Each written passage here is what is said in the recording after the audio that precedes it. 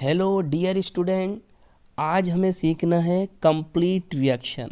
Friend, इससे last video में हम एक और कंप्लीट रिएक्शन को कर चुके हैं और आज हम इस रिएक्शन को कंप्लीट करेंगे। तो यहाँ भी हमें क्या बताना है कि यहाँ पर ए क्या होगा और बी कौन सा कंपाउंड होगा, ये हमें बताना है। उससे पहले हम ये जानते हैं, देखिए ये है आपका रिएक्टेंट। अब इस रिएक्टेंट का नेम क्या है, सबसे पहले आप ये जानिए भाई। इस रिएक्टेंट का नाम अगर हम कॉमन नेम बताएं तो इसका नाम होता है एसिटामाइड और आयुपैक नेम में होता है इथेनेमाइड। क्लियर। अब इसकी जो रिएक्शन है फ्रेंड, आप किससे कराओगे? P2O5 फॉस्फोरस पेंटाऑक्साइड से।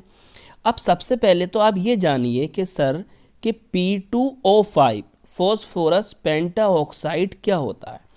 मैं आपसे कहूं कि फॉस्फोरस पेंटाऑक्साइड एक डिहाइड्रेटिंग एजेंट है, एक निर्जलीकारक पदार्थ है, तो आप क्या सोचोगे? आप ये कहोगे कि सर अगर ये P2O5 phosphorus pentoxide dehydrating reagent है, डिहाइड्रेटिंग एजेंट है, निर्जलीकारक है, तो ये इसमें से मतलब जो हमारा रिएक्टेंट है जिससे वो क्रिया कर रहा है उसमें से जल के मॉलिक्यूल को निकाल देगा। आप यही तो कहोगे। चलिए अब आप खुद बताइए कि जब हम इसमें से जल के मॉलिक्यूल निकाल देंगे, जब हम इसमें से क्या करेंगे, जल के मॉलिक्यूल को निकाल देंगे, तो अब बताइए यहाँ क्या बचेगा? बताइए क्या बचेगा? CH3। मैं पेन चेंज करता हूँ, आप जब तक देखिए। CH3 और क्या बचा? C बचा और कौन बचा? N। अब बताओ इसका नेम क्या होगा? बताइए, कितनी सिंपल रिएक्शन थी। मैंने आपको बताया ये कौन था, आपने कहा कि सर ये है डिहाइड्रेटिंग एजेंट। जब ये डिहाइड्रेटिंग एजेंट है, जल के अणुओं को निकाल देता है, तो यहाँ से आप जल के मॉलिक्यूल को निकाल दीजिए। अब बताइए जब आपने जल के मॉलिक्यूल को निकाला तो ये कौन है, इसका नेम क्या है? यही आपका ए होगा। यही क्या है? आपका ए है। चलिए अब इसका नेम, कॉमन नेम तो होगा मिथाइल साइनाइड या एसीटोनाइट्राइल, और आयुपैक मतलब IUPAC नेम होगा इथेन नाइट्राइल। क्लियर। तो आपको यहाँ से क्या पता चल गया? ये पता चल गया जब हम एसिटामाइड की रिएक्शन निर्जलीकारक डिहाइड्रेटिंग एजेंट P2O5 से करते हैं तो हमें मिथाइल साइनाइड मतलब एसीटोनाइट्राइल या इथेन नाइट्राइल प्राप्त हो जाता है। बताइए इतनी बात समझ में आ गई? देखिए अब हम पहुंचते हैं ए से बी की तरफ। अब भैया ए कौन है? आपने बताया भी CH3CN, इसका नेम भी मैंने बताया एसीटोनाइट्राइल। अब आप क्या कर रहे हो? आप कर रहे हो इसका अपचयन कर रहे हो। ये सर ये बताइए ये कौन है?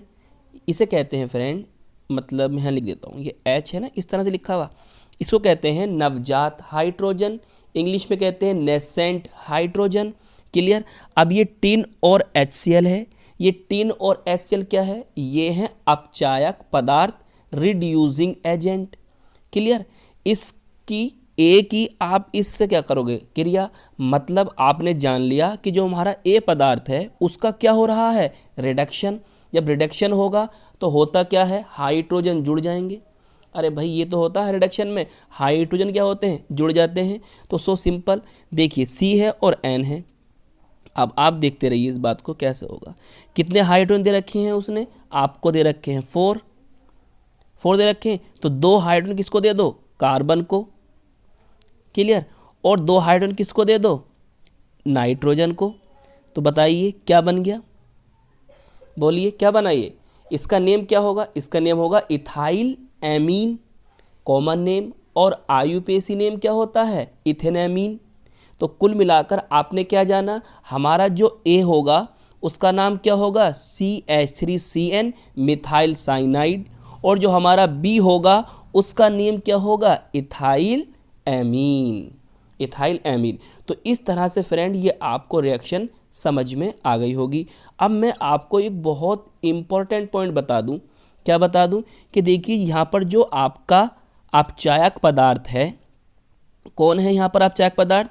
यहाँ पर आपका अपचायक पदार्थ कौन है? एसएन मतलब टिन और हाइड्रोक्लोरिक एसिड। इसके स्थान पर कोई दूसरा अपचायक पदार्थ रिड्यूसिंग एजेंट भी आ सकता है। क्लियर? कभी आप धोखा खा जाएं। क्लियर? तो आपको तो सबसे फोकस किस बात पे रखना है? बस इस बात पे रखना है कि भैया इसका हो रहा है अपचयन।